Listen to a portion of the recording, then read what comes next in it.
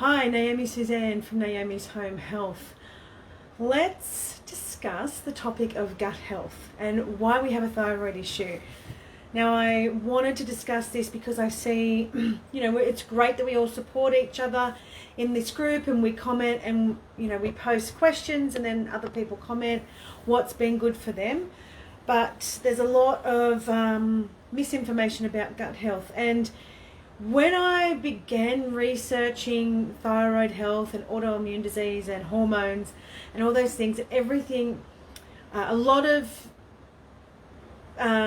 practitioners, I guess, and new research led to gut health.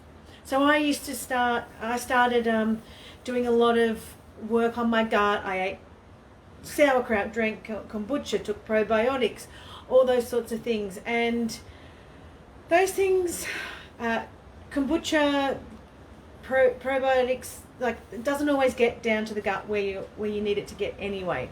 A lot of the bad bacteria, the good bacteria dies off, but sauerkraut and things like that are grown on dead bacteria. We don't want to put things into our body that's grown on dead food, and it's very dehydrating for a lot of people because it's got a lot of salt and it's fermented and it can be dehydrating. So it's a bit of a trend to follow gut health. Gut health is important, and our gut is often out of balance because our body's out of balance. Our whole body is out of balance. It's not just the thyroid. If you've got a thyroid condition, that's not the only thing that's wrong with you. It's just what your blood tests are telling you and your doctor is telling you. Yes, your thyroid levels are out, but that's not the only thing that's out. It's your liver. It all starts with your liver.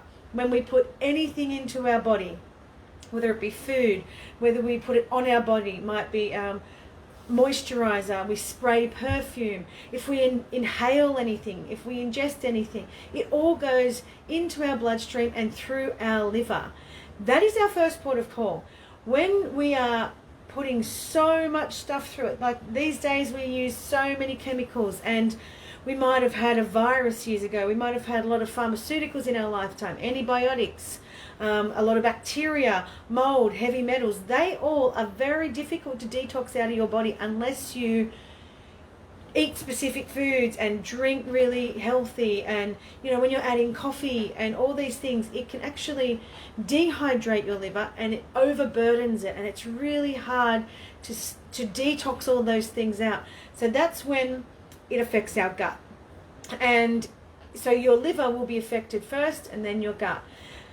It's not actually your gut goes out and then boom, it crashes your liver. It doesn't work like your thyroid, it doesn't work like that. When we are detoxing in our liver, we are also detoxing the hormones that we make, whether it be progesterone, estrogen, anything from the adrenals. So when your liver is out and you're in a stress state and you're sick, it can put your adrenals out because they are our fight or flight. They are our stress hormones. They produce stress hormones to help us de-stress. So that then puts your adrenals out, and we're trying to detox adrenaline, cortisol, anything that goes in through our bloodstream and our blood. It's all going through the liver, and then our liver has to decide what it uses and what it puts into our bloodstream, what it puts into our gut, what it allows our gut to absorb, and what it gets rid of, what it expels through our body.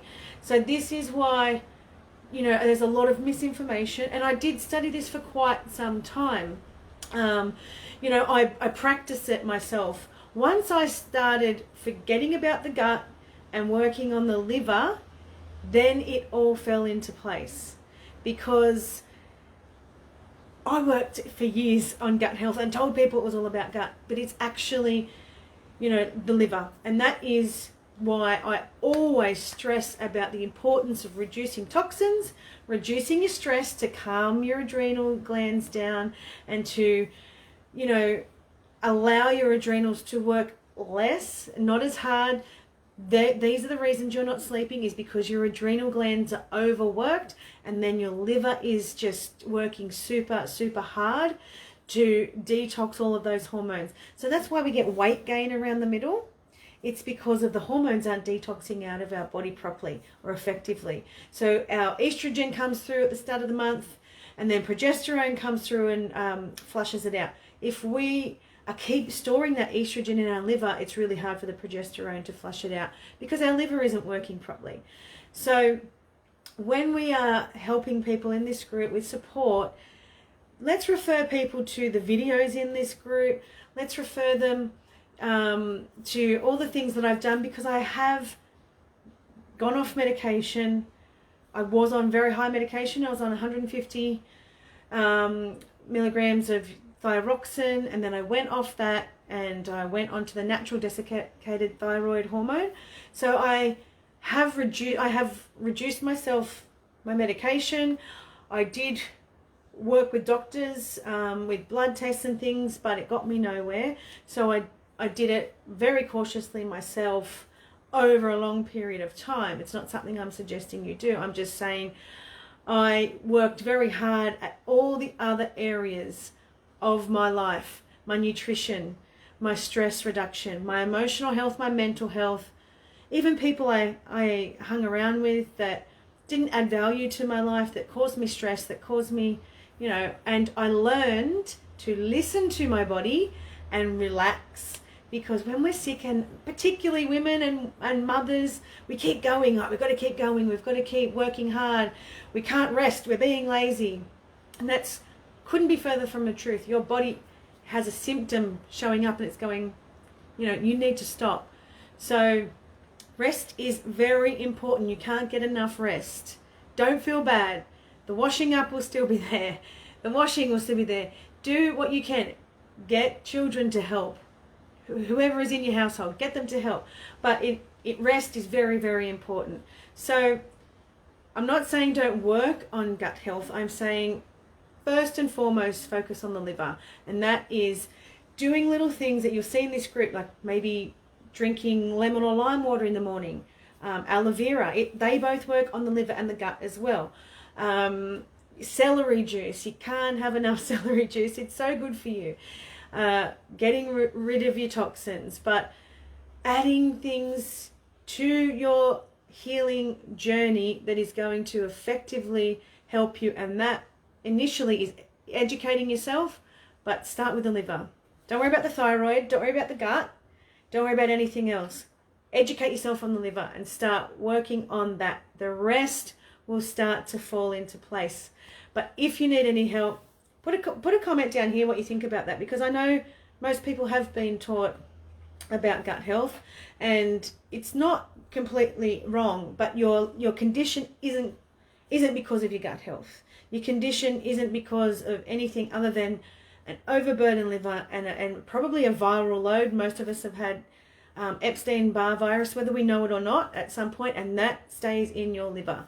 So if you've had a virus, we know there's a virus going around right now. The worst thing you can do is eat eggs, dairy, and gluten. Doesn't matter if your gut doesn't, I see a lot of people say, oh, check what foods affect you. And, if you can eat gluten, that's fantastic. It's not. Even if you don't feel affected by eating gluten, it is an inflammatory. It feeds pathogens in your liver. So does egg, soy, dairy. Those are the things to cut out of your healing journey, because they do feed these pathogens. The heavy metals, they help it stay in the liver, and that's why you're staying sick, because it's not leaving your body. Your body's not detoxing. You need to switch on that detoxification and cleanse your body. Our body can't do it itself. That's the condition of an autoimmune disease, unfortunately. We cannot do it ourselves, so we need to give it the right tools. We need to practice the right things, and that is watching what you put into your body. So if you have any questions, post it here. Let me know what you think about that, and just keep educating yourself. Just go through all the posts in this group and ask me questions.